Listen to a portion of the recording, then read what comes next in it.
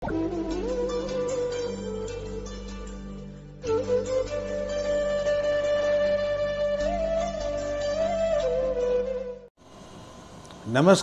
स्वास्थ्य सूत्र के इस क्रिया योग श्रृंखला में आपका स्वागत है मित्रों। आज एक मैं नया विषय लेके आया हूँ क्रिया योग पर, जो आपको बहुत प्रेरित करेगा, बहुत प्रिय लगेगा। एक नागा संत हुए हैं, नागा साधु हुए हैं, जिन्होंने 40 से ज़्यादा सालों तक उत्तरकाशी में और हिमालय में रह के योग साधना की, हठ साधना को अपना जीवन आधार बनाया। हठ योग एक साधना पद्धति है, जैसा कि आप जानते हैं, और हठ का अर्थ होता है प्रतिज्ञा करना। प्रतिज्ञा का अर्थ है कुछ लोग संकल्प लेते हैं कि अब वो आगे के जीवन में अन्न का सेवन नहीं करेंगे, या वो बिस्तर पर नहीं सोएंगे, या जूते नहीं पहनेंगे, या कई ऐसे वो संकल्प ले लेते हैं, ऐसी प्रतिज्ञा धारण कर लेते हैं और अपनी प्रतिज्ञा पर जीवन भर आरूढ़ रहते हैं, दृढ़ संकल्प रहते हैं। उसको भी हठ कहते हैं। लेकिन योग में एक पद्धति है हठ योग की, उसमें श्वास के माध्यम से शरीर को साधा जाता है, मन और आत्मिक शक्तियों पर नियंत्रण स्थापित किया जाता है। और इसमें श्वास के साथ में प्राणायाम की कुछ क्रियाओं के माध्यम से बंद और मुद्राओं का सहारा लेकर अपने आत्मिक शक्ति का जागरण किया जाता है, और इसके माध्यम से अपने शारीरिक अंगों पर, चाहे वो आंतरिक हों या बाह्य अंग हों, अपने मन की क्रियाओं पर, अपने शारीरिक अंगों के ऊपर नियंत्रण स्थापित कर लिया जाता है। यहाँ तक कि ऐसे योगी हैं वो अपनी मृत्यु को भी इच्छा मृत्यु में परिवर्तित कर लेते हैं। तो ऐसी ही श्रेणी के संत थे, एक महायोगी थे, उनका नाम था प्रेमानंद गिरी जी महाराज, जो 40 सालों से अधिक समय तक उत्तरकाशी और उसके आसपास में साधनात रहे। मुझे उनका सानिध्य मिला, मैं कई बार उनके सानिध्य में रहा, और उन्होंने 35 साल तक एक और दृढ़ संकल्प लिया था कि वो अपना एक बायां हाथ हमेशा अपने सिर के ऊपर उसको उठा के रखते थे, और इसके कारण उनका वो शरीर निष्क्रिय हो गया था, सूख गया था, उसमें रक्त संचार रुक गया था, उसका मांस सूख गया था, और वो ऐसे लगता था जैसे कि कोई पेड़ सूख के जैसे एक ठूंठ का आकार लेता है, तो उनके उस हाथ ने भी वैसा आकार ले लिया था। वो उस हाथ को किसी कार्य के योग्य नहीं समझते थे, इसलिए उस कार्य का प्रयोग करना भी उन्होंने छोड़ दिया था, और वो उनका हाथ सिर्फ एक ठूंठ की सदृश उनके सिर के ऊपर हमेशा तना रहता था। ना तो वो उसे गति दे सकते थे, ना उसको कोई काम में प्रयोग लग पाते थे। उनके नाखून भी कई सेंटीमीटर लंबे टेढ़े मेढ़े वहाँ हाथ के ऊपर लटके रहते थे। तो उनका अध्ययन भी कुछ विदेशी शोधकर्ताओं ने, कुछ शरीर शास्त्रियों ने किया, और उन्होंने कई यंत्रों के माध्यम से, कई यंत्रों के परीक्षण के माध्यम से अपना निष्कर्ष निकाला कि अब उनका ये जो एक हाथ है वो पूरी तरह निष्क्रिय हो गया है। उसमें ना तो रक्त संचार किसी तरह का संभव है, ना हो रहा है, ना उसमें जो नर्वस सिस्टम है, जो स्नायु तंत्रिका हैं, वो पुनर्जीवित हो पाती है। इसलिए वो संवेदनाहीन, रक्त संचारहीन एक निष्क्रिय अंग बन के रह गया था। तो उन शोधकर्ताओं का, उन विदेशी जो अन्वेषक थे, उनका कहना था कि अब इस कार्य का, इस हाथ का उनके लिए कोई उपयोग नहीं है। लेकिन प्रेमागिरी जी कहते थे कि ये हाथ मेरे संकल्प के माध्यम से, मेरी हठ योग की साधना के माध्यम से इस रूप में आया है, और जिस दिन मैं चाहूँगा मेरा ये हाथ फिर सामान्य हो जाएगा, फिर सामान्य हाथ की तरह अपना कार्य कर पाएगा। उसके रक्त में, उस हाथ में पूरे रक्त संचार सामान्य हो जाएगा, उसके स्नायु तंत्रिका हैं पुनः सामान्य रूप से अपना कार्य कर पाएंगे, पूरी संवेदनता के साथ ये हाथ उनका सामान्य अवस्था में आ जाएगा। तो उस समय भी जो शरीर शास्त्री थे, इस बात पे उन्होंने ज़्यादा संज्ञान नहीं लिया, क्योंकि उन्हें अपने शरीर शास्त्र के ज्ञान पर, अपने आधुनिक ज्ञान है उस पर बहुत भरोसा था। और आधुनिक ज्ञान पुस्तकें जो हैं, आधुनिक शरीर शास्त्र के जो ग्रंथ हैं, वो एक ही बात कहते हैं कि जो अंग निष्क्रिय हो गया उसमें पुनः जीवन का संचार करना असंभव है, इम्पॉसिबल है। तो उनका भी कहना था। लेकिन प्रेमानंद जी के अंतिम समय में मैं उनके साथ में था, तो मुझे बताया गया कि उन्होंने 3 महीने पहले संकल्प लिया। पहले संकल्प 40 साल पहले लिया था कि वो हाथ को ऊपर रखने का का एक संकल्प लेंगे, लेकिन अचानक उन्होंने अपने हाथ को नीचे लाने का संकल्प किया और आप आश्चर्यचकित होंगे कि 3 महीने में, मात्र 3 महीने में उनका वो जो ठूंठ की तरह, ठूंठ के आकार में परिवर्तित हो चुका हाथ, निष्क्रिय पड़ चुका हाथ, इसे शरीर शास्त्रियों ने निष्फल और निष्क्रिय हाथ घोषित कर दिया था, पुनः सामान्य अवस्था में आ गया। वो उसके माध्यम से काम भी करने लगे, वो उसके माध्यम से वस्तुएं पकड़ने लगे, यहाँ तक कि अपने ग्रंथों के पृष्ठ भी वो उस हाथ से बदल पाते थे और उनके जो रक्त संचार और स्नायु तंत्रिकाएँ पुनः समान रूप से कार्य करने लगी। ये एक बेहद आश्चर्यपूर्ण बात थी हमारे लिए, तो सामान्य है, क्योंकि हमारे देश में तो हजारों हजारों ऐसे नागा संत और नागा साधु हर जगह देखने में मिल जाते हैं। आप कभी कुंभ में गए होंगे तो कुंभ में ऐसे हजारों साधु रहते हैं जो ऐसी साधनाओं को पूर्ण करने का प्रयास रखते हैं। नागा साधुओं की विचित्र लीलाएं हैं।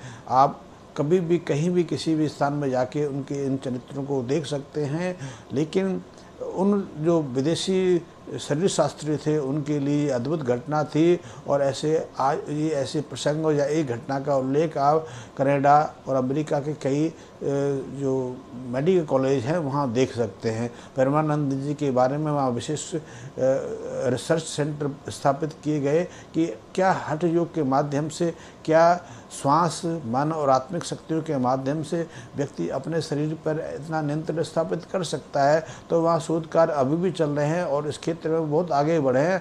हम यदि भारत की बात करें तो भारत में हम ज़्यादातर इन बातों पर भरोसा नहीं करते। या तो हम साधुओं में के प्रति पूर्ण समर्पित रहते हैं कि वो हमें आशीर्वाद देते हैं और हमारे जीवन में रूपांतरित करते हैं, या फिर वो हमारे लिए नमस्कार और सिर्फ सम्मान देने के पात्र भर बन जाते हैं। हम उनसे सीखते नहीं, हम उनकी जो विद्याएं हैं, जो उनकी कलाएं हैं, जो उनकी जो योग तंत्र के जो अनुभूतियाँ हैं उनके बारे में हम कुछ जानने का प्रयास नहीं करते, क्योंकि हम खुद प्रयास नहीं करना चाहते, हम अपना रूपांतरित नहीं करना चाहते, हम सिर्फ आशीर्वाद लेके फलीभूत होना चाहते हैं। तो ये हमें एक विशेषता रही है। और नागा साधुओं के बारे में बहुत विशेषता हैं। वो हमारे बहुत सम्मानित संत हैं। हजारों सालों की परंपरा में एक भी नागा साधु के पास ऊपर झूठा दोषारोपण किसी तरह का नहीं लगा, क्योंकि वो गृहस्थियों में जाते ही नहीं हैं, वो गृहस्थियों से दूर रहते हैं और वो निष्कलंक निष्कपट रहते हैं। वो महासंत है, उन पर किसी तरह का दोषारोपण नहीं होता, क्योंकि वो ना तो धन का संचय करते हैं, ना प्रॉपर्टी का धन संचय करते हैं, ना आश्रम स्थापित करते हैं। वो तो स्वच्छंद एक व्यक्तित्व के रूप में, हवा के रूप में, एक आदर्श शक्ति के रूप में रहते हैं। इसलिए आप देखेंगे कि कुंभ के अवसर पर तो लाखों की संख्या में नागा साधु एकत्रित हो जाते हैं। एक कुंभ के उपरांत आपको नागा साधु कहीं किसी भाग्यवश ही कभी किसी के दर्शन होते हैं, क्योंकि वो तो किसी कदरा में, किसी गुफा झोंपड़ी में, कहीं सुदूर किसी जंगल में अपनी साधना में मस्त रहते हैं और वो योग की और तंत्र की ऐसी साधनाओं को अभ्यस्त बना लेते हैं, अपने जीवन में आधार बना लेते हैं, जिनके माध्यम से वो अपने मन, वचन, कर्म और अपनी आत्मिक शक्तियों पर स्व केंद्रित कर लेते हैं, स्वनियंत्रण में ला लेते हैं। इसी के माध्यम से वो ऐसे ऐसे चमत्कार कर दिखाते हैं। और कभी कभी तो हमें आश्चर्य भी होता है कि इनमें इतनी अमोघ और अवर्णनीय शक्ति कहाँ से आती है। लेकिन योग के जो ग्रंथ हैं, योग तंत्र के जो हमारे पास विशिष्ट स्थान रहे हैं, वहाँ ऐसे सैकड़ों उदाहरण हम सदैव देखते रहे हैं। यहाँ एक से एक अद्भुत घटनाएं घटती रहीं और ऐसे इन शक्तियों के माध्यम से वो अपने अंदर ऐसे शक्तियाँ अर्जित कर लेते हैं कि ये मृत आत्मा के अंदर भी जीवन फूंक सकें। तो जो तंत्र का माध्यम है या योग का माध्यम है, विशेषकर जो हठ योग का माध्यम है, उसमें ऐसी प्रक्रियाएं हैं। क्रिया योग पद्धति भी उसमें से एक है, जिसके माध्यम से हम अपने वचन, अपने मन पर, अपने शरीर पर, अपने श्वास पर, अपनी आत्मिक शक्तियों का जागरण कर सकते हैं, उन पर नियंत्रण स्थापित कर सकते हैं। हम अपने शरीर को बलिष्ठ कर सकते हैं, निरोगी रख सकते हैं, अपने शरीर को रोगों से मुक्त रख सकते हैं सदैव के लिए। और जीवन की विभिन्न जो कामनाएं हैं, विभिन्न जो प्राप्ति हैं, विभिन्न जो सोपान हैं, हमको प्राप्त कर सकते हैं। जीवन की समस्त जो परेशानियां हैं, कष्ट हैं, जो दुख दर्द हमें जीवन में समय समय परेशान करते रहते हैं, उनसे हम परे आ सकते हैं। तो ये अद्भुत शक्तियाँ हैं, क्योंकि दुख को भी मन का कारण है और दुख से बाहर निकलने का माध्यम भी मन है। तो यदि मन नियंत्रण में आएगा तो दुख रह ही नहीं जाएगा। आप चाहोगे कि कितना आपने शरीर को साधना है, साध सकेंगे। तो मन सधेगा, मन श्वास से सधेगा, श्वास को आप हठ योग पद्धति से साधेंगे। यदि आपने देखा कि एक हठ योगी अपने स्वाद को मार लेता है, उसको भोजन में कोई स्वाद नहीं चाहिए, उसे सिर्फ शरीर को जिंदा रखने के लिए, शरीर को स्वस्थ रखने के निमित्त कुछ पोषक तत्व चाहिए, चाहे वो घास फूंक से मिल जाए, किसी जड़ी बूटी से मिल जाए या अन्न दूध से मिल जाए। इसी तरह जो योगी हैं या ग्रस्त के लोगी हैं या क्रियावान योगी हैं, वो विशेष क्रियाओं के माध्यम से अपने शरीर में ऐसी शक्तियाँ अर्जित कर लेते हैं कि जीवन के समस्त जो दुख दर्द हैं उनसे अपने को परे रख सकें। जीवन की समस्याएं शरीर पर आती हैं, मन में उन्हें अनुभव हम करते हैं और मन के माध्यम से, शरीर के माध्यम से उनसे मुक्त भी हो सकते हैं। ये सहज समझने वाली बात है, इसमें कोई ज़्यादा गणनाएँ करने की या गणित के कोई सूत्र खोजने की आवश्यकता नहीं है। एक ही चीज़ एक आदमी को खुशी प्रदान करती है, संतुष्टि देती है, आनंद का भाव देती है, तो वही चीज़ दूसरे व्यक्ति के लिए दुख दर्द का कारण बन जाती है, संताप का कारण बन जाती है। तो ये समझने का खेल है। तो यदि आप मन को साध लेते हैं, आप शरीर को साध लेते हैं और अपनी आत्मिक शक्तियों का जागरण कर ले सकते हैं, तो आप जीवन की जो विविध समस्याएं हैं उनका निराकरण कर सकते हैं और जीवन में अपार सफलताओं को अर्जित कर सकते हैं। और एक जीवन में अपार सफलताएं अर्जित करने का काम तो ग्रस्त जीवन का है, एक सन्यासी का नहीं है, एक योग साधक का नहीं है। योग साधक तो अपने जो योग के माध्यम से अपने शरीर को समस्त जीवन की जो दुख दर्द है उनसे परे ले जाना चाहता है। और जीवन में यदि जीवन है तो उनके साथ दुख दर्द की समस्याएं बनी रहती हैं। लेकिन एक संत, एक साधु, एक योगी, एक नागा संत तो सदैव संसार से परे रह के भी आनंद के भाव में रहता है। उसे ठंड में ठंड नहीं लगती, गर्मी में गर्म नहीं लगता, वो पैदल चलता है, उसे जूते चप्पल की आवश्यकता नहीं रहती और ना उसे धन की आवश्यकता रहती है, ना उसे भोजन की कभी कभी रहती है। ईश्वर उसकी समस्त इच्छाएं पूरी करता रहता है। तो आप भी यदि योग की साधना करते हैं, क्रिया योग जैसी क्रियाओं का अभ्यास करते हैं, क्रिया योग जैसी अभ्यासों को आप अपने जीवन में धारते हैं, तो आप उसके माध्यम से निश्चित ही अपने रोगों से अपने को बचा सकते हैं, जीवन के दुख दर्द क्लेशों से अपने को निर्लिप्त रख सकते हैं, दूर रख सकते हैं, उन पर विजय प्राप्त कर सकते हैं।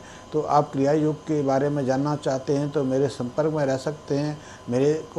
मेरे जो मैसेज बॉक्सेस में कमेंट कर सकते हैं, मैं उसमें रिप्लाई दूंगा। आप मेरे साथ चाहो तो मेरे जो कैंप होते हैं या मैं भ्रमण के लिए इधर उधर जाता हूँ, मैं हिमालय में भी घूमता हूँ, तो मेरे साथ आप संपर्क कर सकते हैं, मेरे साथ चल सकते हैं, मेरे साथ सद्गुरुओं की कृपा ले सकते हैं, साधु संतों के सानिध्य में रह सकते हैं। नमस्कार।